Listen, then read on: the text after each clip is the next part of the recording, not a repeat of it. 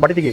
বাড়িতে 28 চাউলের ভাত আছে আর শিং মাছের ঝোল, শতভাগ হালাল খাবার। ভালো মতো চেক করে দেখলেই বোঝা যাবে শতভাগ হালাল নাকি হারাম খাবার। বাটি খোলেন। চেকটা না করলে হয় না, গরম ভাত তো ঠান্ডা হয়ে যাবে, ঠান্ডা হয়ে গেলে খুব সমস্যা। আপনি কি করেন? আমি বর্তমানে কিছু করি না, আমার বউ একটা চাকরি করে, আমি বউর চাকরি করি, ওই বউর খাবার লইয়ে যেতে। এর আচরণ কথাবার্তা তো সন্দেহজনক। এই আপনি বাটি খোলেন, এই বাটি চেক করো ভালো করে, আর তাকে ভালো করে সার্চ করো। ভাত তো কি অবৈধ হয়ে গেল দেশে, আমি বুঝলাম না।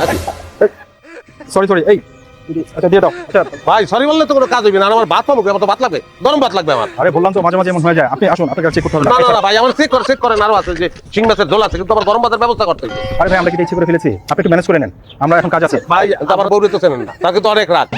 এই গরম ভাত আমার লইয়ে যেতে হবে, গরম ভাতের ব্যবস্থা আপনারা করিয়ে দেবেন, কিভাবে করবেন আমি জানি। আরে ভাই আশেপাশে কোনো হোটেল নেই যে আপনাকে আমি গরম ভাত কিনে দিব? অবশ্যই আছে, ওই মোড়েই হোটেল আছে একটা, আপনি টাকা দিয়ে একজনকে আমার সঙ্গে পাঠান, গরম ভাত কিনে দেবে, আমি লইয়ে চলিয়ে দেবো, খেলা আছে। সেটা তো আমার পেশা হয়ে যাবে। ভাই তুমি যাও সাথে ওই হোটেল থেকে তার গরম ভাত কিনে দাও। আছেন তাই চলো তুমি তার সাথে যাও। আর সেই হোটেলে আবার 28 চাউলের ভাত পাই কি না পাই, না পাই আর এক হোটেলে যাবো আমরা, সমস্যা কি?